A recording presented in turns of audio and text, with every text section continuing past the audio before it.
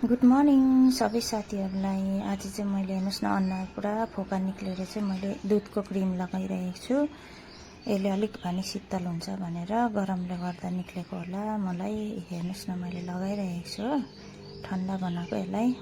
अन्त जाती हुन्छ तर फोका निक्लेर एकदमै मलाई यो पुरा टनटन भयो कि स्किनमा, त्यसले गर्दा लगाएको।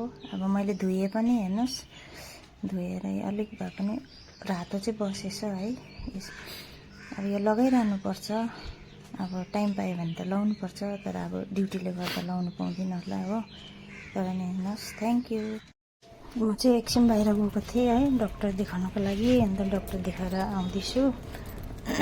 ए अब घाममा के भयो, यो फोका निक्ल्यो भने चाहिँ डक्टर देखाएर म फर्केँ। अनि घरमा आइपुगेर यो दबाईहरू दिएको छ, यो खाने अनि यो लाउने भनेको छ। अन्त यो निमको साबुन, यसले चाहिँ नुहाएर अनुहार मजाले धोएर सफा गर्नु भनेको छ हो। हुन्छ, थ्याङ्क यू, बाई।